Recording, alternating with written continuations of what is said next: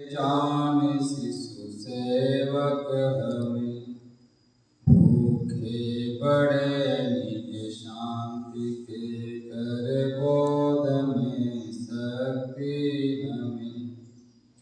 माता पिता बंधु सखा सिर मोर जो कछुआ हो, तन मन वचन अर्पण करूं अरु प्रेम के संताप से। तन मन वचन अर्पण करूं अरु प्रेम के संताप से।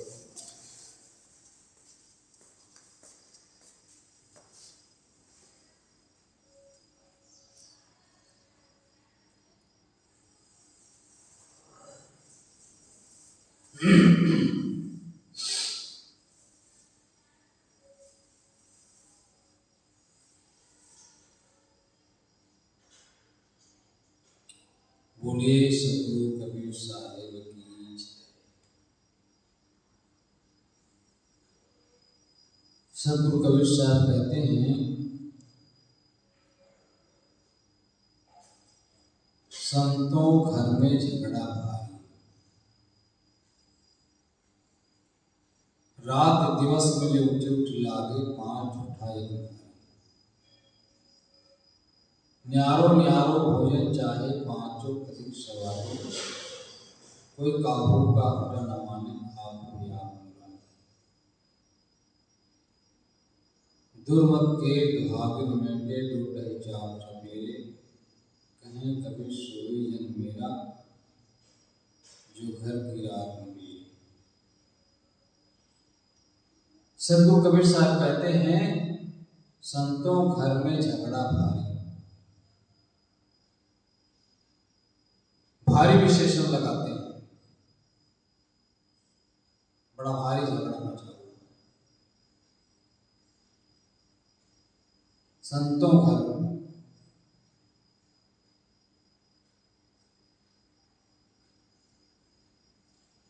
सतगुरु कबीर घूम घूम करके देखे थे, इसलिए उन्होंने साखी में कहा, देश विदेश से हो फिरा गांव गांव को, ऐसा जीरा नाम मिला ले फटक पछू।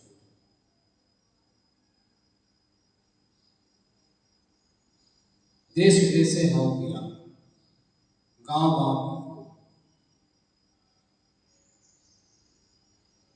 गांव गांव में मैंने गया,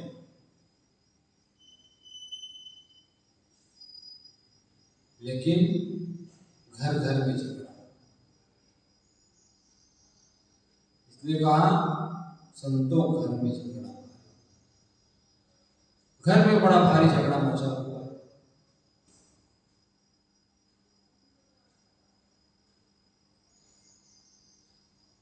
और घर में झगड़ा मचा हो तो क्या शांति मिलेगी?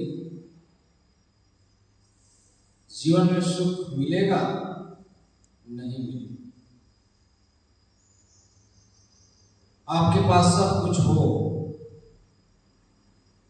लेकिन जीवन में चैन ना हो, सब बेकार, सब बेकार। हमारे पास साइकिल हो, नया साइकिल, और वह नया साइकिल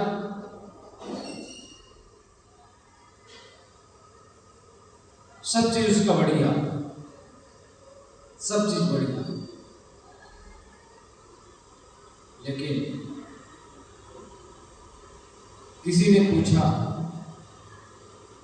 भैया आपका साइकिल नया है,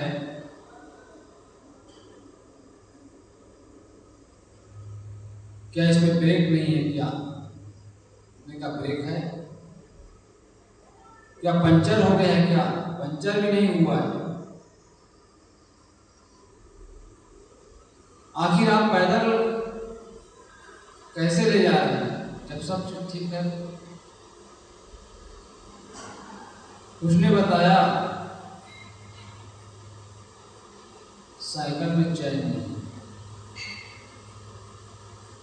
उसी प्रकार से घर में, परिवार में यदि कलह है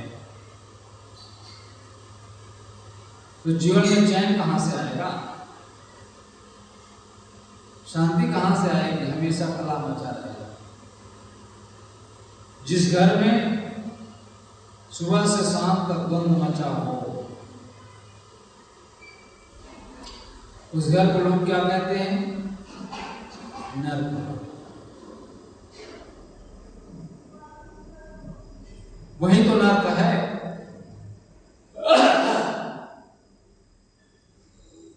उस घर में, उस घर के छत के ऊपर कौवा भी नहीं रहना चाहता।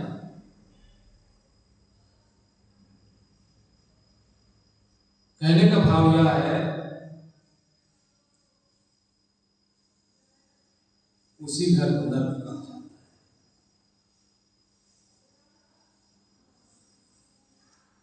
उसी प्रकार से हमारा यह शरीर भी एक घर है।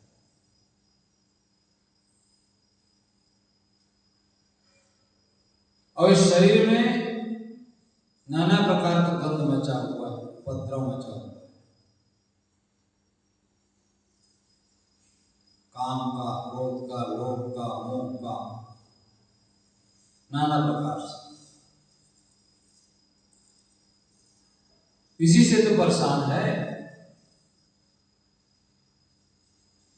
इसलिए गुरु कबीर ने कहा, संतो घर में झगड़ा भारी।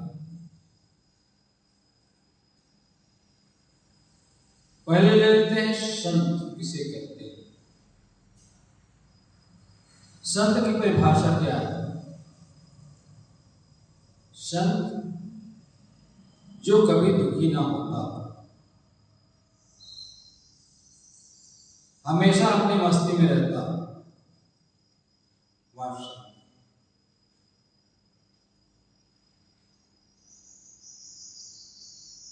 संत की परिभाषा देते हुए कहा, संतों कहिए श्रोता। जो श्रोता है, सुनने वाला है। एक होता है सुनने वाला, एक होता है बोलने वाला। एक होता है गुरु, एक होता है चेला।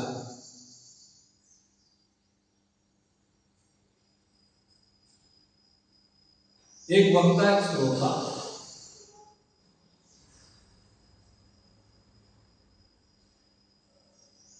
तो संतों कहिए श्रोता, जो ध्यान पूर्वक सुनता है,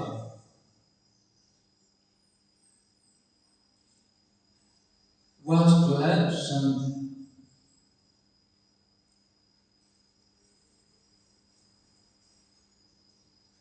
संतों कहिए श्रोता। संतो शांत स्वरूप। संत कौन? जो शांत है। लोग कहते हैं ये तो कुछ भी नहीं बोलता, बिल्कुल साधु है।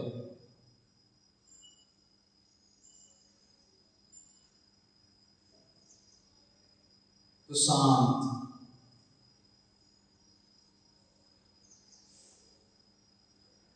यही लक्षण है। तीसरी बात, संतों का ये जीव। संत यह जीव में पूरा लक्षण है।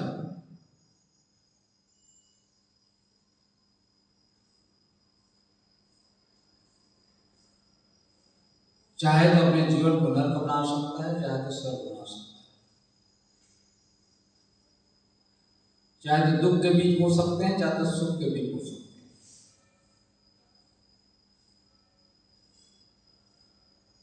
हर बीच में वह शक्ति है। हर बीच पेड़ बन सकता है। उसी प्रकार से हर जीवन संतत्व विराजमान है। हर जीव में भगवान बनने की शक्ति है।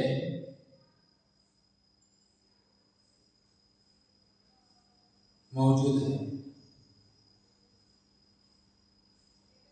बस उसको जागृत करने की आवश्यकता है। तो संतों का ये जीव,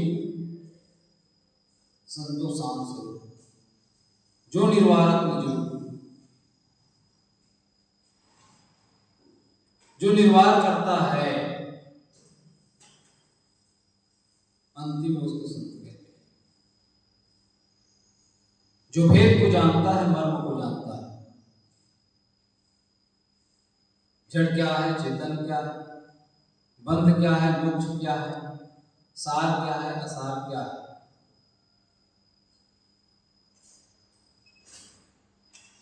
इन सब का जब आदमी को ज्ञान हो जाता है और जड़ से भिन्न चेतन को जान जाता है, दुर्गुणों को त्याग कर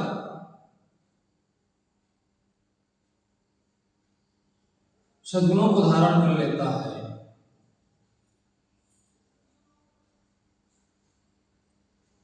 तो अपने दशा में आ जाता है। सो संतों शांत स्वरूप, संतों के ये जीव को निर्वाह अपने स्वरूप की सिद्धि में स्थित हो जाता है। तो निर्वाह करना, जो निर्वाह कर लेता है वह संत।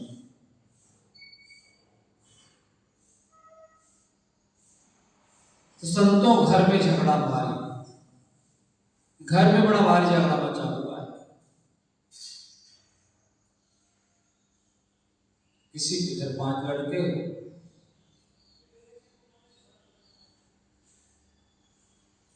और हर रोज झगड़ा करे तो क्या जीवन में शांति रहेगी, घर में शांति रहेगी, घर की शांति खो जाएगी। उसी प्रकार से हमारे शरीर में भी, हमारे शरीर के अंदर भी ये 5 ज्ञानेंद्रियां और 5 लड़के हैं, जो रात दिन उठ उठ करके लड़ाई लड़ते रहते, झगड़ा करते रहते।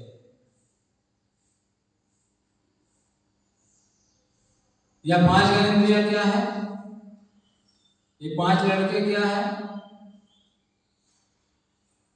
आँख, कान, जीभ, नाक, त्वचा। आँख, कान, नाक, जीभ, त्वचा, ये 5 लड़के हैं। सबके अपने अपने भोजन है। आँख से रूप देखना चाहते हैं, सुंदर सुंदर रूपों, उसी में तो आकर्षित होता है, उसको कहते हैं रूप विषय। रूप में ही तो आदमी की सत्ता है।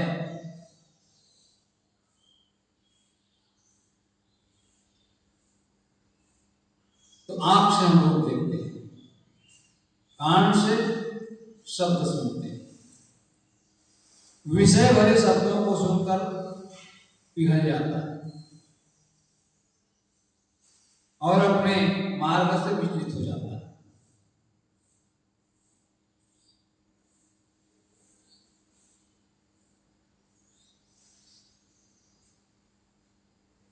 तो कान, जीभ ऐसे ऐसे चीजों को खाना चाहता है जो नहीं खाने योग्य है।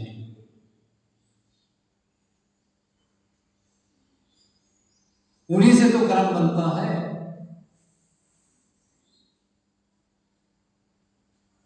स्वादवश, स्वादवश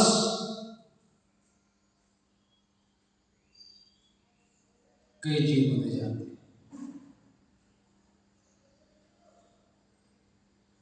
चाम, त्वचा, स्पर्श विषय,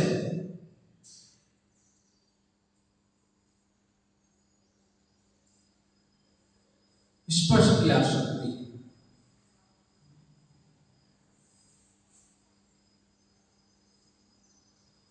जो आसक्ति बनती है विषयों की, वह स्पर्श के माध्यम से, और वही जन्म मरण के कारण होता है।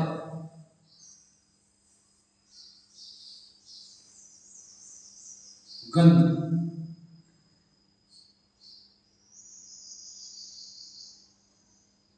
आंख, कान, नाक से हम सूंघते हैं, गंध लेते हैं।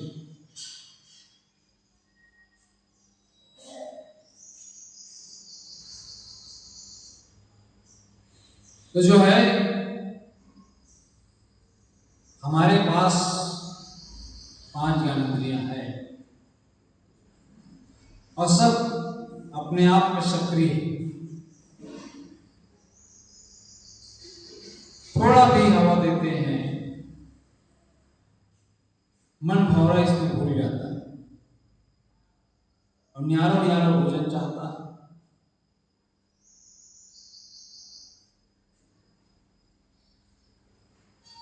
किसी के 5 लड़के और 5 लड़के अलग अलग भोजन चाहे तो क्या मां पूर्ति कर पाएगी?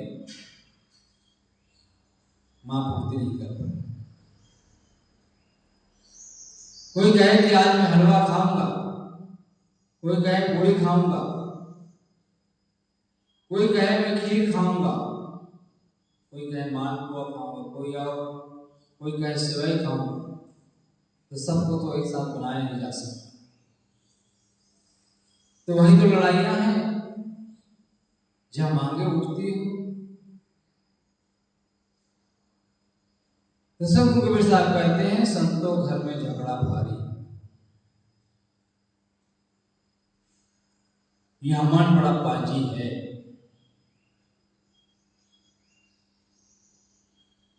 मन जब चंचल हो जाता है वही दुख की शुरुआत होती है, और जब मन शांत रहता है, मन जब एकाग्र हो जाता है तो वही आनंद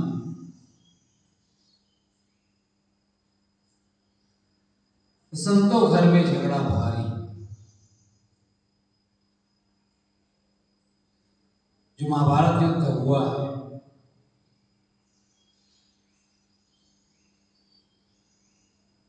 महाभारत में लड़ाइयों का ही वर्णन है।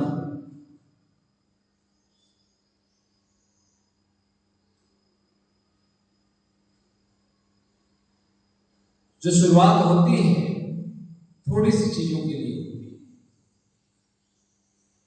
भगवान श्री कृष्ण जब शांति दूत बनकर के गए हैं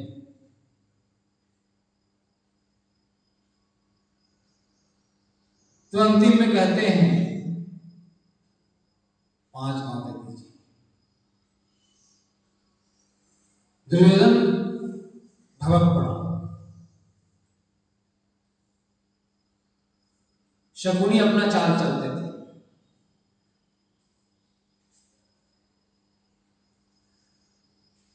तो जहां स्वार्थ होती है, जहां अहंकार होगा, एक व्यक्ति के कारण पूरा समाज, पूरा समूह नष्ट हो जाता है।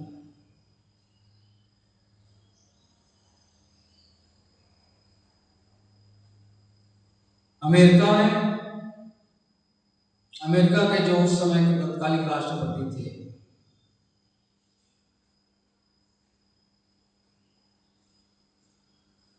जापान के नागासाकी और हिरोशिमा में जो बम गिराया गया, उस बम का परिणाम क्या हुआ? उस बम का परिणाम वहां के बच्चे आज भी लूले लंगड़े पैदा होते हैं उसके प्रभाव से। एक व्यक्ति के कारण पूरा देश को भुगतना पड़ता है। केवल ना समझी।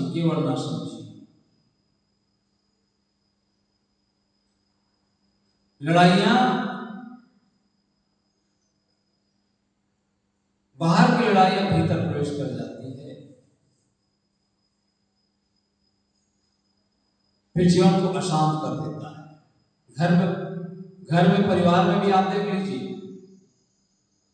बाहर की लड़ाई को भीतर ले जाते हैं और जीवन को पूरा दुखमय बना लेते हैं। आपस में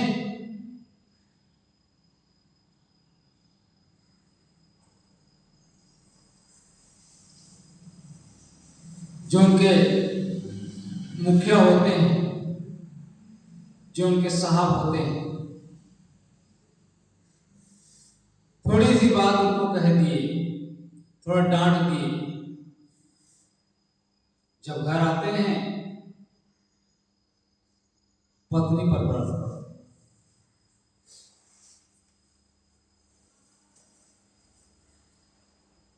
बाहर का जो कचरा है उसको भीतर ले जाते हैं,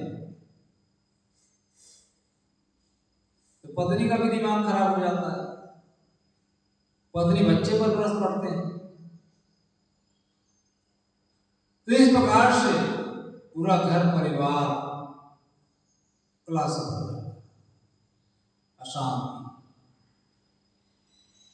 तो जीवन में शांति कहाँ रहेगी? आज पड़ोसी एक दूसरे से जल रहे, कहीं शांति दिखाई देता ही नहीं।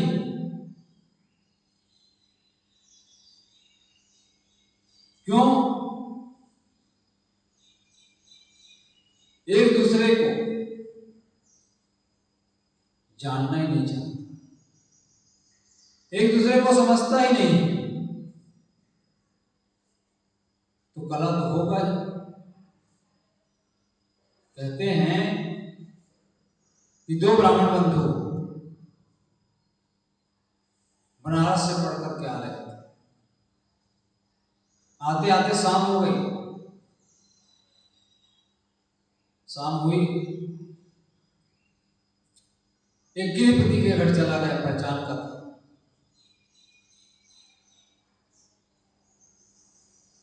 गए उनके यहां,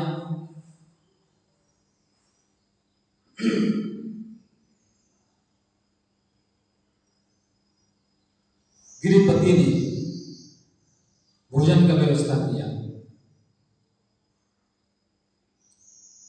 एक ब्राह्मण तो भोजन बनाने लगे, दूसरा स्नान को चले गए।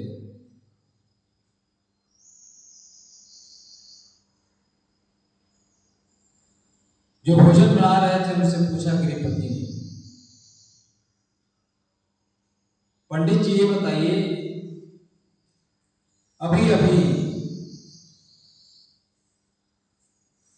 जो आपके साथी स्नान करने गए वह कैसे? तो वह कहते हैं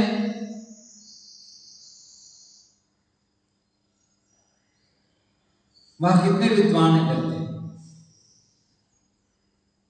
वह कहते हैं क्या खाक विद्वान है? वो तो पूरा गधा है, पूरा गधा।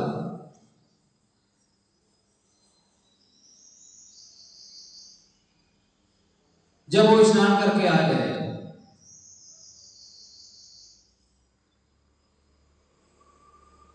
तो जो भोजन बना रहे थे वो स्नान करने चले गए। उनसे भी पूछा, आपके साथी अभी अभी स्नान करने गए, वो कितने विद्वान? तो उसने कहा क्या खाक विद्वान है? वो तो पूरा बैल है।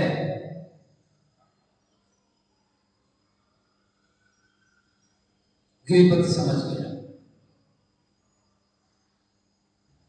जब स्नान करके आए, बैठे,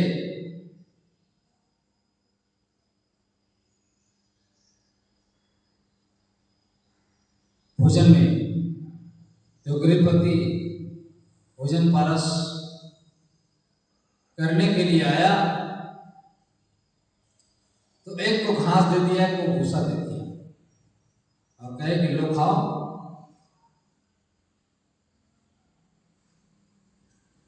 दोनों पंडित तो हैरान हो गए, क्या हम लोग घास भूसा खाते हैं?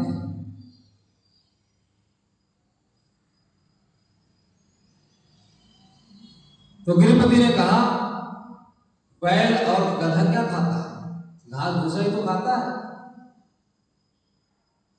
तो आदमी जो है एक दूसरे को सम्मान नहीं कर सकता, एक दूसरे को समझ नहीं सकता। लड़ाई तो यही है। अब जहां भी देख लीजिए, छोटा सा पदधारी हो गया,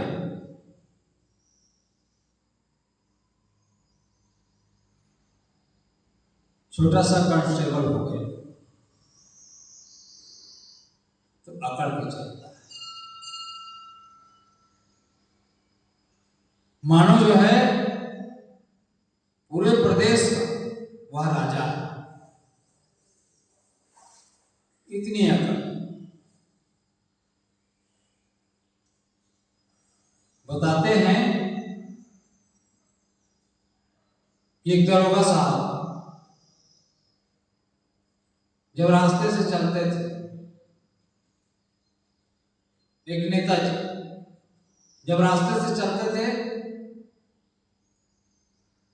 तो पुलिस को डांट रहे, घर वाले को डांट रहे, पड़ोसी को डांट रहे। लगता था कि जो है मेरे समान कोई नहीं।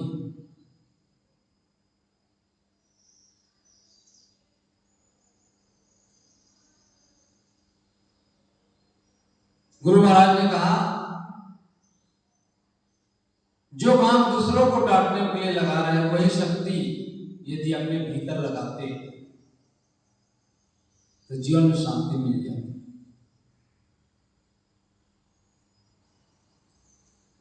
तो हम बाहर के झगड़ा को भीतर ले जाते हैं, इसी कारण से जीवन में शांति बनी रहती है। तो सदगुरु कबीर साहब कहते हैं, संतो घर में झगड़ा भारी, यह शरीर रूपी घर में भारी झगड़ा मचा हुआ है।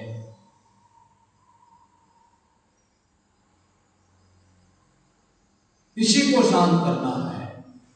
मन शांत हो गया, घर का झगड़ा भी हो गया। लोग जो भी काम करते हैं सुख और शांति के लिए करते हैं, लेकिन सुख और शांति कहां से मिलेगी? सुख और शांति रुपया और पैसा से नहीं मिलेगी। पैसे से बिस्तर मिल जाए, नींद कहां से लो?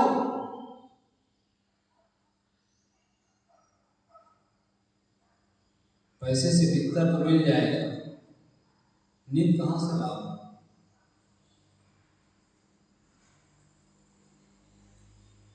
नींद मिलेगा नहीं, तो हम पैसे से सुख खरीदना चाहते हैं, पैसे से जीवन में शांति चाहते हैं, पैसे से नहीं आ सकते।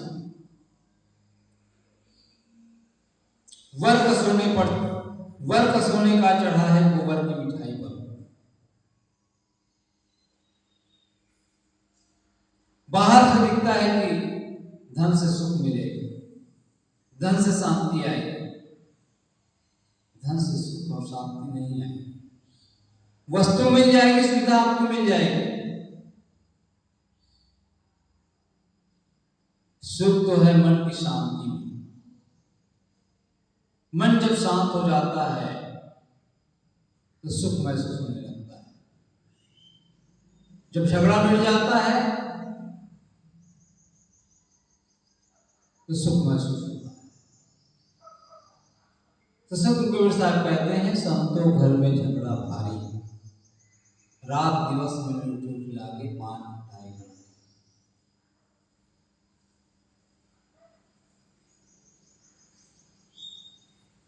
ये जो हमारा शरीर है, ये क्या है? रथ। शरीर एक रथ है।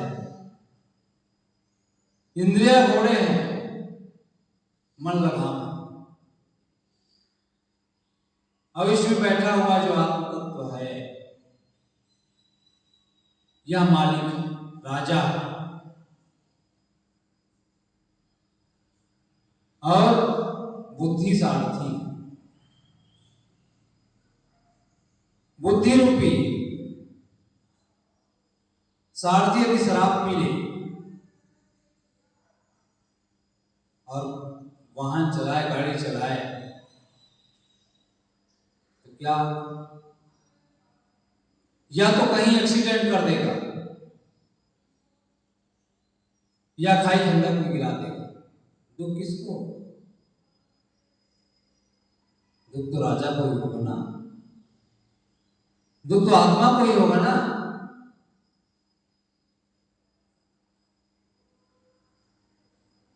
तो जब इंद्रियां, जब बुद्धि सही हो जाती है,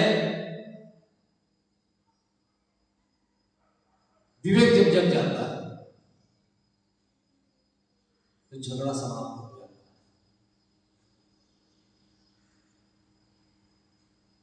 इसलिए सुख चाहते हैं, शांति चाहते हैं, तो मन के झगड़ा को मिटाना होगा।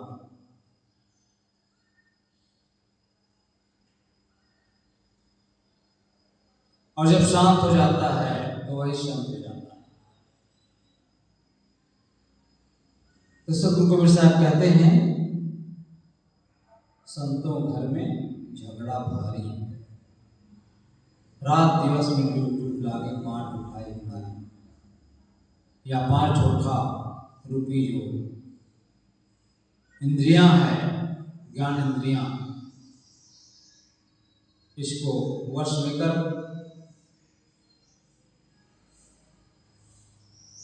मन को वश में करने की जरूरत है। मन वश में हो जाता है तो सारी चीजें जो अपने आप वश में हो जाती है।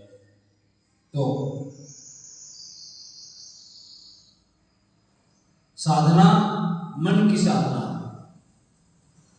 एक साधे सब साधिया, सब साधे जाए,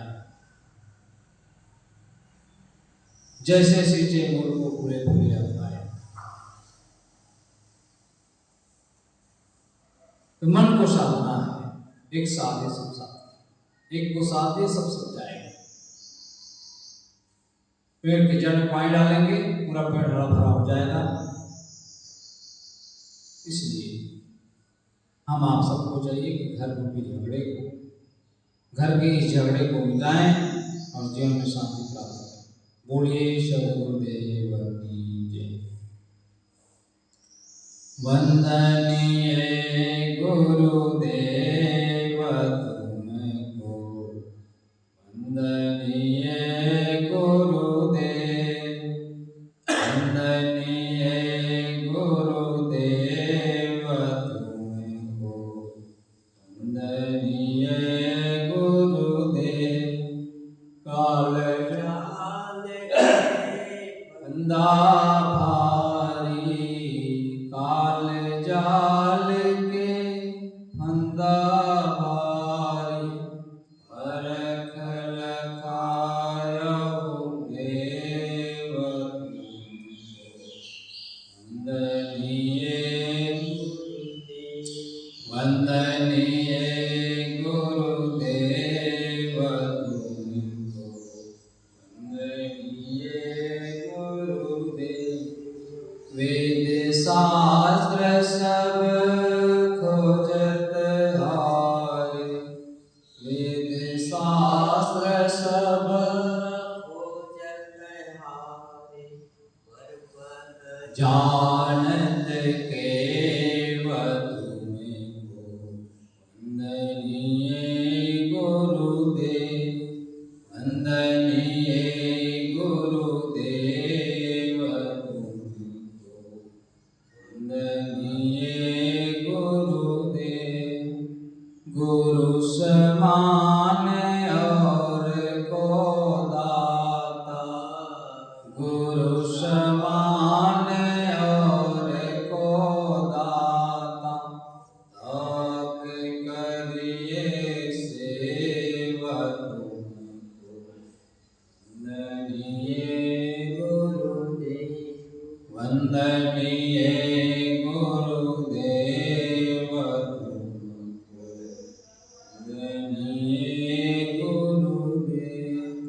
सहायक